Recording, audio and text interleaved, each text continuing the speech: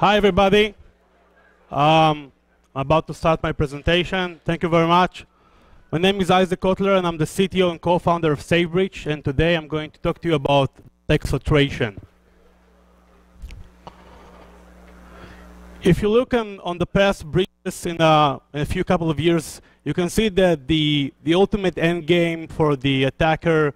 Oh yeah, that's actually for the video, not for the speakers here.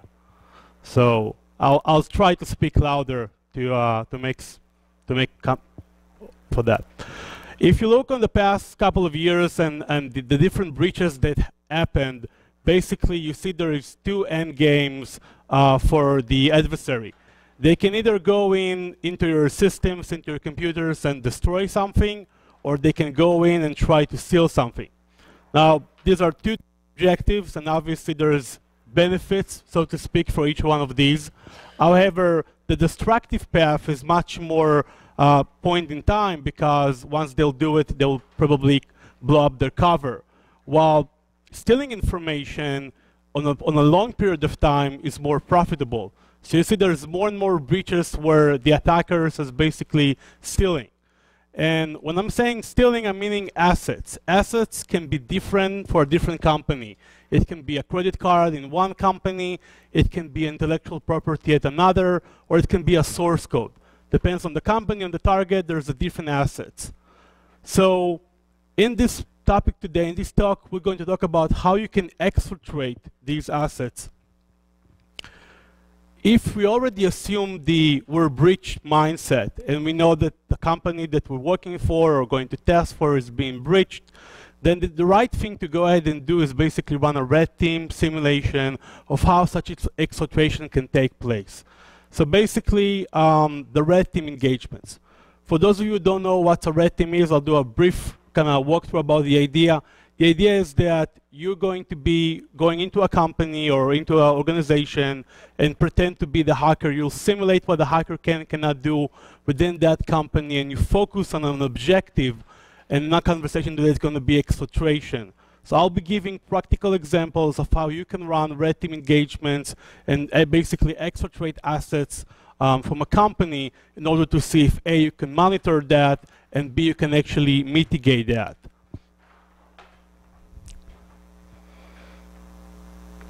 So kind of to scope up the rules of engagements here. So let's assume that we have a company X, and that company has a database. And in this database, there are assets that the company is afraid that the hacker might try to go ahead and steal. What we're going to do in this imaginary scenario is we're going to spin up a virtual machine in that database segment. That machine is going to be an Ubuntu, just a clear vanilla Ubuntu. It can be, depending on the engagement, different type of operation system. But for this exercise, that's what I've prepared the talk on.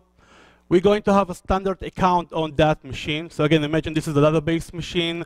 It's running on a simple Ubuntu, and we have a user. We somehow infiltrate the company and lateral move ourselves all to the point where we have an account on that machine. We don't have any compilers, meaning that we can't compile any kind of backdoor or tool. So we're going to kind of use the lay of the land approach. And we also don't have any interpreters, so no Python or Ruby here. And it's a read-only file system, essentially meaning that we cannot make any change on the machine. We have to use anything that's already built in that to kind of use that to exfiltrate the information back to our server. Can be in the cloud, can be in another machine in another segment, anywhere but that particular machine. The second thing that we'll have to do in this engagement, in this exercise, is to choose the assets that we're eventually going to try to exfiltrate. Of course, depending on the engagement and the idea, it can be different types of assets. I'll start with a credit card, just as a generic one, and during the presentation, we'll switch and see how we can counter different assets and different ideas and challenges that might be accompanied with that. So we'll start with the network exfiltration, meaning that we have a machine, it's connected to some sort of a network, and this is how we're going to try to approach taking information from it. TCP being one of the major protocols that's been used today, and we're going to start with a number of techniques that will be leveraging TCP as the underlying protocol. So the first and a very basic example will be to leverage any HTTP browser or downloading utility that will be installed on that machine. And surely enough, we have wget, which is a free software that is bundled with Ubuntu. And basically, by setting up a server somewhere in, again, can be external to the network, it can be within the network, what we can then do from our red team machine, from our database simulated box, we can then try to go ahead and browse into our server and embedded the credit card, here is being marked as at the red, in the URL itself. So basically what we're simulating is just a user trying to browse someplace and by chance or by accident also embedding the payload in it. Again, it's a very simple method, but yet it works like a charm. I'll do a quick demo of it to see how it looks like.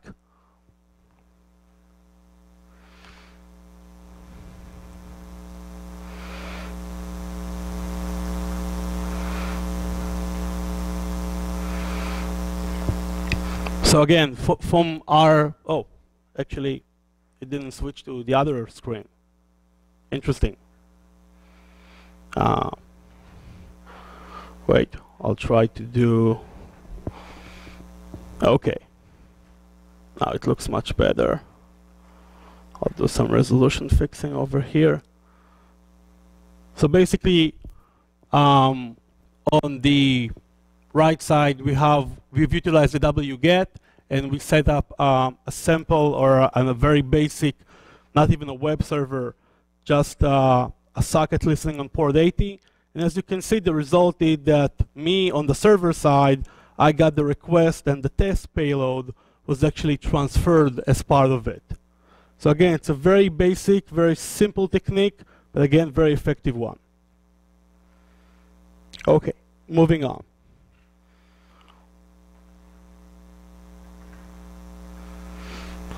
The next example is also leveraging HTTP and wget, but this time we're becoming a little bit more subtle in the way that we're transferring the asset.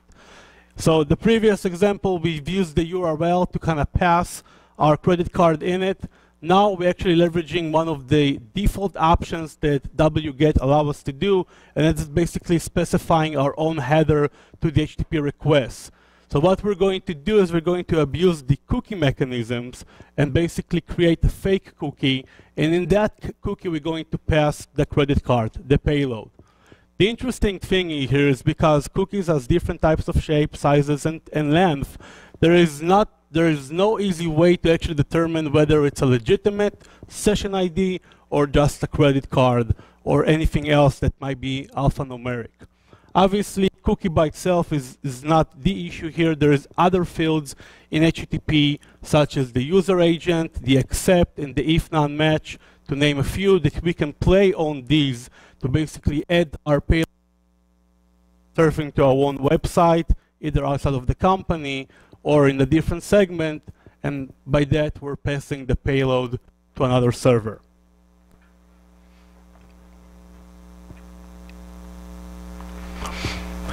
The next is a different example. Again, different protocol.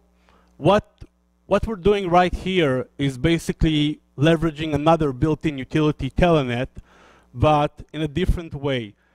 The previous two examples, what we did was leveraging the HTTP to pass our payload. Now, we're actually abusing a feature of a protocol. So POP3 is a very simple protocol for retrieving emails from servers. And what we're doing is leveraging the fact that A, it's a text-based protocol, meaning that we don't need to do any binary encoding, decoding, and B, one of the parameters, now we can use the password field to basically push the payload in it. Now, who's to say that my password can be this string or the other? Again, we're basically abusing the authentication mechanism of the protocol. We're going to set up a POP3 machine in the cloud, or again, another segment, and we're going to connect to it, or at least attempt to connect to it, and during the authentication, we're going to pass the payload as a password.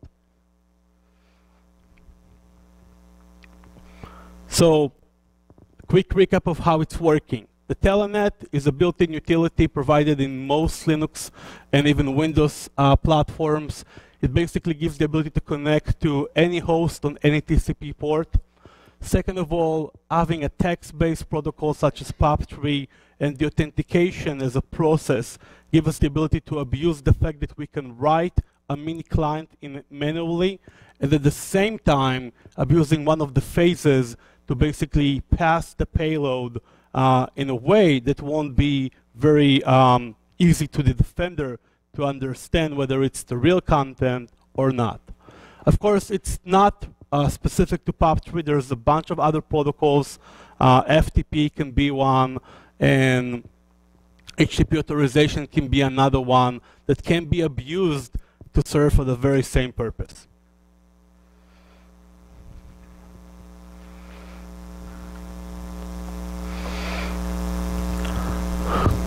Next, we have a little lower level exfiltration. Again, we're leveraging the Telenet here as well.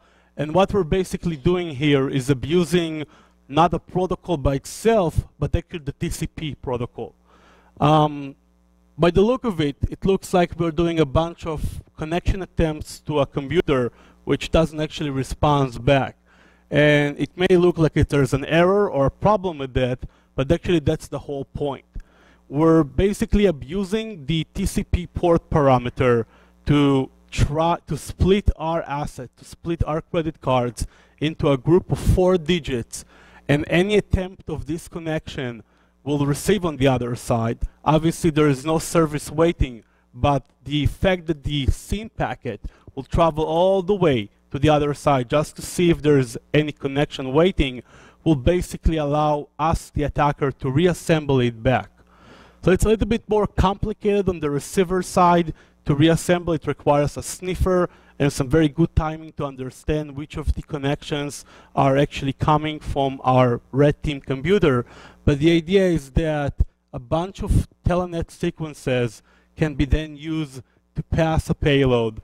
And on the network element, it's going to look just as an attempt to connect to a server that has failed. But on the overall picture, it's passing the information using the destination port parameter. So the Telenet, again, a built-in utility that has been provided within our vanilla Ubuntu deployment as well as other distributions. The TCP destination port control is a parameter that's been passed to the Telenet application. And by splitting the assets into a group of 4 digits, we're basically ensuring us that we will always be in the range of what's the actual valid scale or range of the TCP destination port.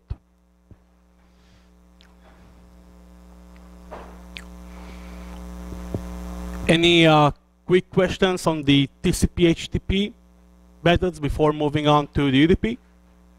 Yeah.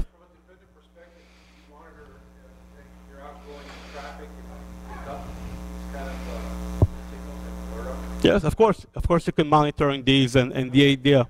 Sorry.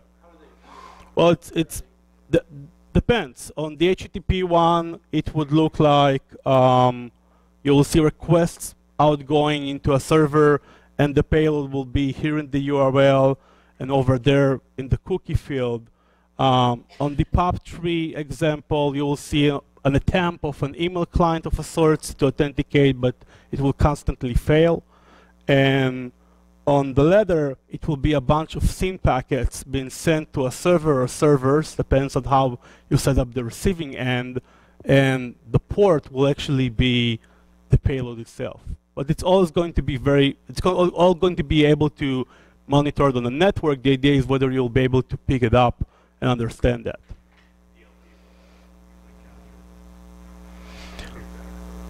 Depending on the vendor product configuration, some will, some will not. Okay, let's move on to UDP. So one of the major uses of UDP in a regular or more normal traffic patterns is basically DNS. And NSLOOKUP is a free utility, again, bundled with our Ubuntu, and can be found on a bunch of other different variety of platforms.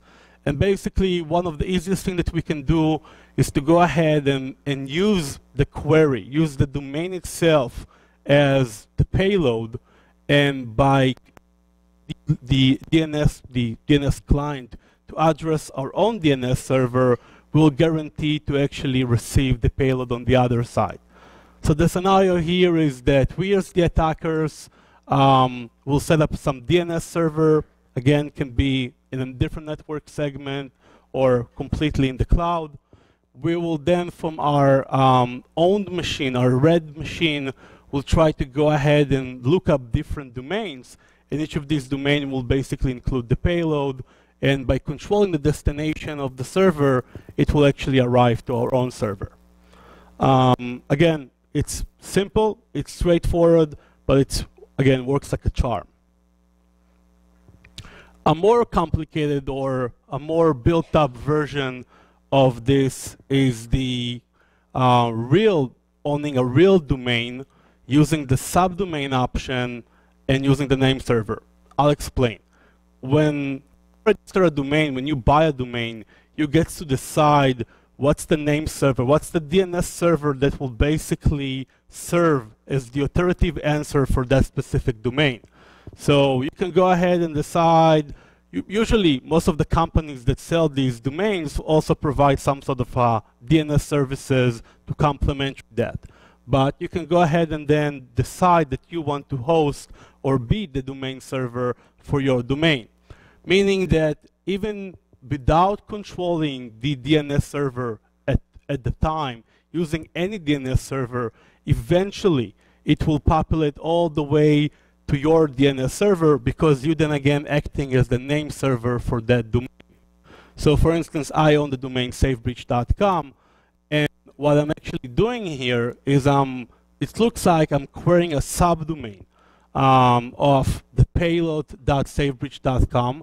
Because I am the name server of SafeBreach.com, basically what happens is that query will travel using the default DNS server on that computer. It can be that specific computer or that company for that matter. But eventually, because none of these will have the answer, it will populate to my DNS server, and then I'll get the query and I can log it. So it's a bit more complicated. It costs money, obviously. It's very hard to pick up on. And it's working very chaining and smoothing operation, meaning that even the number of DNS servers chained together, another different of levels, all eventually will get up to the name server domain.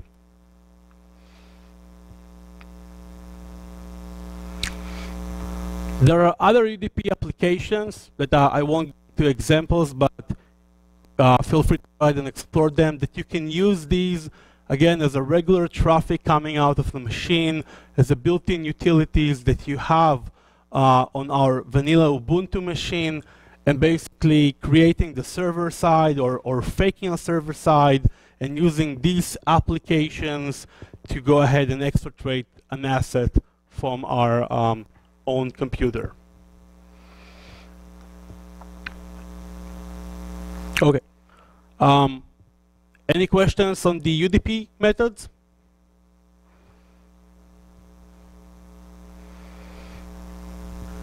Okay. So we're now moving on to another protocol, ICMP. And ICMP is very famous for the ping utility, which people are using every day to troubleshoot different network utility and different network problems. And basically, one of maybe the hidden features that ping includes is, oh, I have a typo here on the wget. One of the things that ping includes is basically the ability to embed a pattern within the packet. So usually when somebody pings a computer, a payload is being passed, but it's usually either random or timestamps. But the ping utility actually allowing us to combine up to 16 different bytes in each transaction. So again, we can set up a server outside of the network or outside of the company, and creating a series of pings where each packet can contain a number, a single byte from our assets, or it can contain, depending on the size and the complexity, the entire assets itself. In this example, one ping request was sufficient for us to pass the entire credit card in one ping.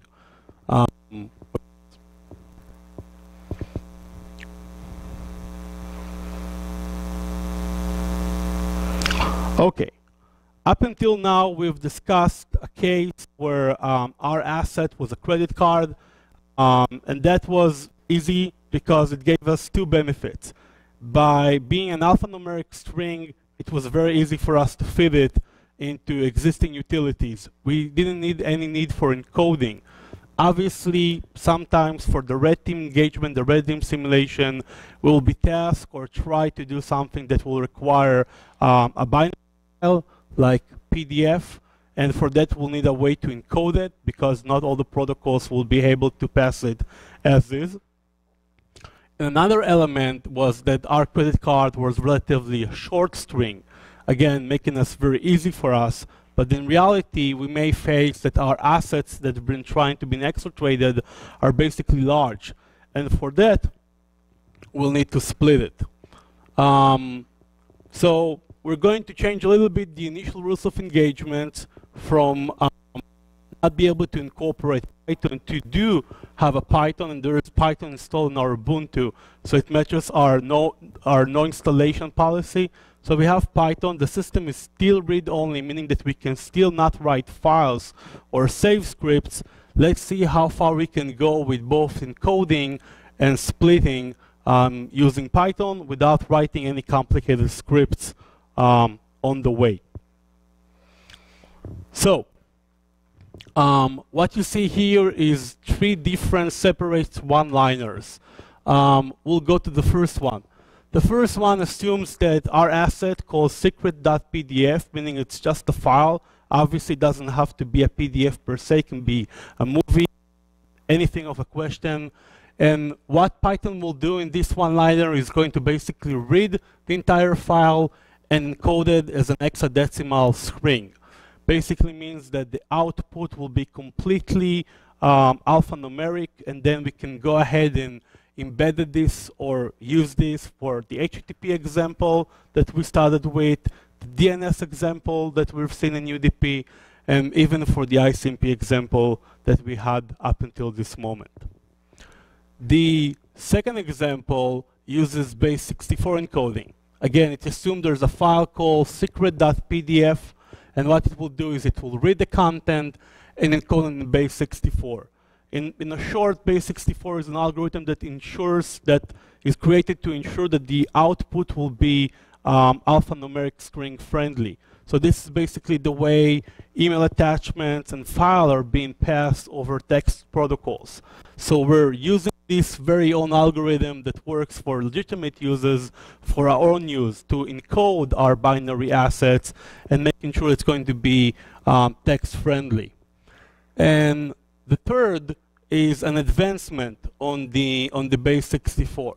So it's important to understand that while we some of the questions here were pointing toward products that may be able to encounter or detect these techniques, both the X encoding and the base 64 are reversible, meaning that it's very easy for a technology, for a product, to try to decode it and see if it's indeed an asset that shouldn't be passing along.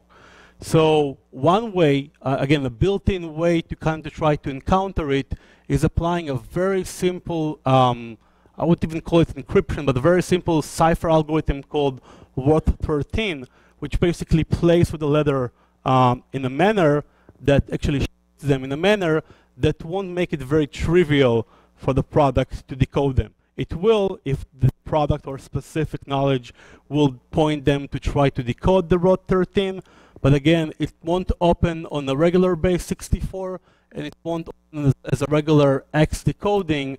It will require another step, And again, it can allow us or challenge or start to allow us to challenge these different security controllers in our quest to exfiltrate our asset. Splitting. So as we mentioned, there's different types of payloads, and they can be large, they can be small. If they're small, good, then they can fit in different categories. But if they're large, we're going to need to go ahead and split them into chunks. And these chunks, we can then operate on them, pass them, and reassemble them at their server side once all the payload reach our server. Again, we have 3 different one-liner scripts. The first is basically just set up the stage. We're going to use an X-encoded payload. So again, we're assuming that we have an asset. That asset called secret.pdf.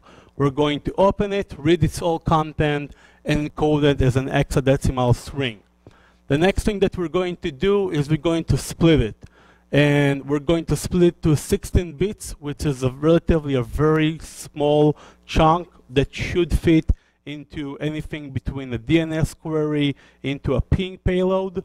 And we're doing it basically by using a regular expression, a very simple one, that taps into a pair of each of the characters. So if you can imagine a letter like A will be translated into a 0x for 1. This regular expression will then go ahead and capture each of these sequence of pairs of letters, and will giving us an array, a list of those, so we can go ahead and create action or save it and then create action for each of these individual payloads on our way to exfiltrating a much bigger asset. Obviously, this can be changed to create a different map. 16 bits can be 32 if we add 2 more dots, 64 if we add more, and etc. and etc.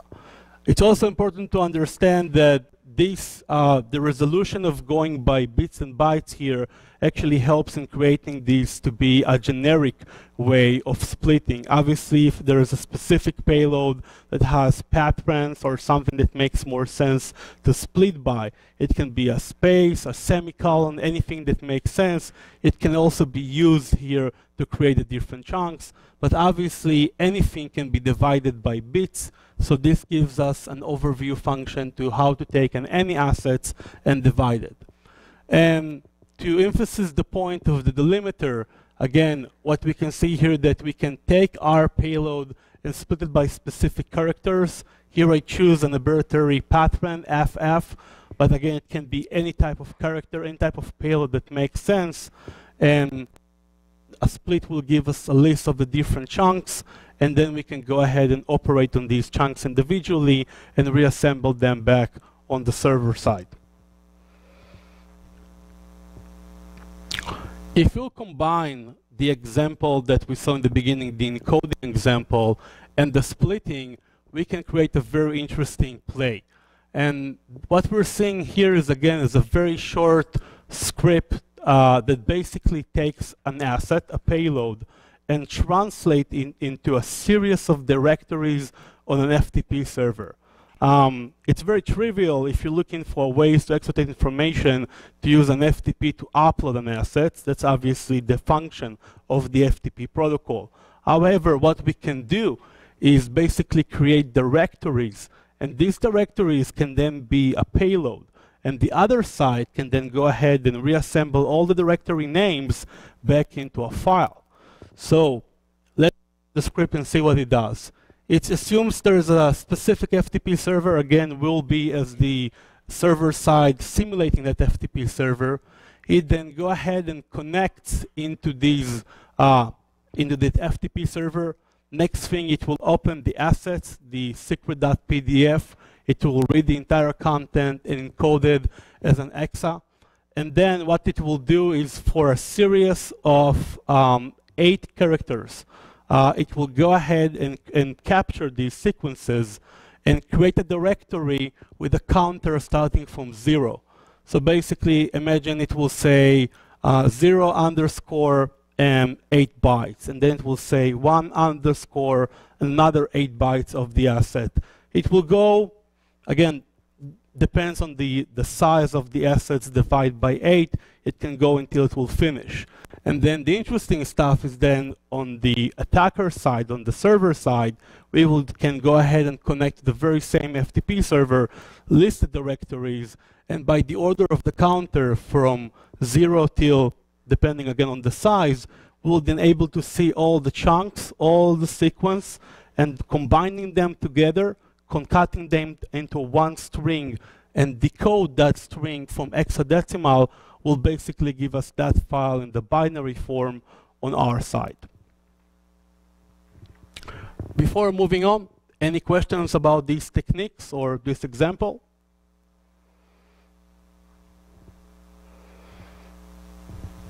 Okay.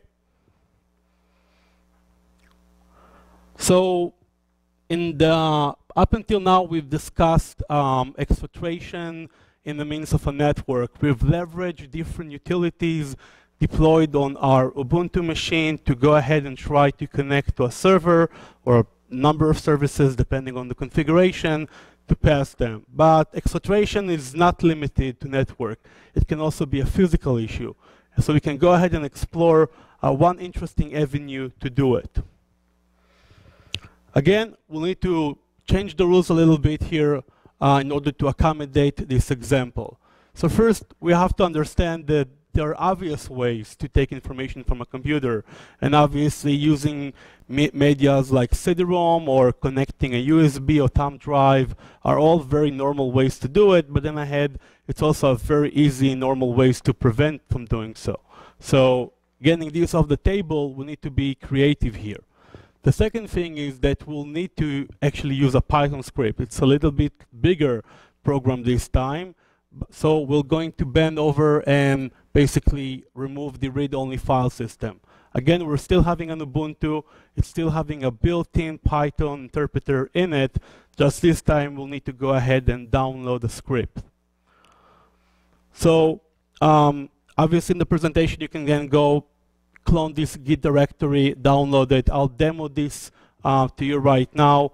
But the idea is as follows. Obviously, we can modulate every single bit, every single data into sound, into a signal. And then we can use our sounds, our microphone output, our speaker output to basically capture that information. And once we capture that information, we can then go ahead and replay it in a different computer, record that, and reverse the process into basically bits again. It's actually a very old concept. This is basically the way modem is working. We're just taking a very automatic or algorithm idea and dividing it into a manual process. So let's see how it looks like.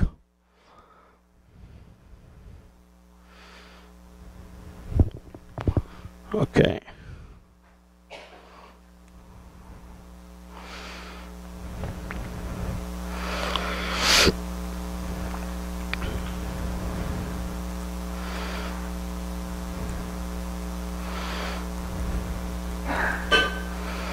Okay, so we'll start by having a message. Okay, assuming this is the payload that we're looking to exfiltrate. And the next thing is we're going to actually convert it into a sound. And now this is basically something that I can play out, and I'll play it for my computer right now.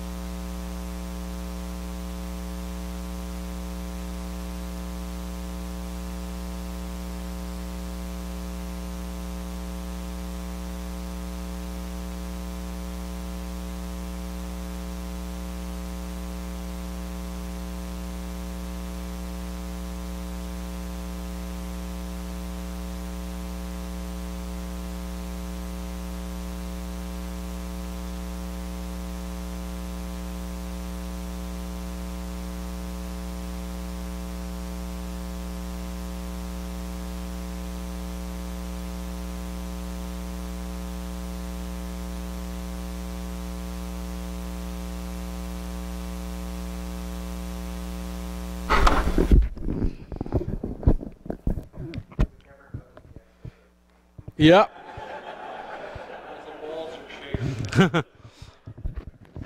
So the process that just took place, the modulation of the information, our message, into a sound, can then be played more quietly through the sound card into anything from an iPhone or an Android, or basically any device that's able to capture that sound. And then we can go ahead and replay it to another computer, and then basically reversing this process and get back the payload. So as I mentioned, this is not a new concept at all, and this is the way computer networks has been operating for years. Basically, we're modulating the information on one side, and we're going to demodulate it on the other side to bring it back. A thing that needs to be noticed here is that as opposed to network communication that is actually using these techniques, there are different layers that is designed to handle anything from retransmissions to errors. Obviously, in our very small POC, there is nothing of this sort, so the information can easily be not 100% accurate. Maybe several copies needs to be made in order to ensure the integrity. However, it's doable. Usually for small payloads. Large payloads, obviously, the statistics is against us. Any 3.5 jack can be used basically to take the output and the input from any standard laptop or an iPhone. So there's nothing special here, no special equipment that you need to do or to run in order to make it work.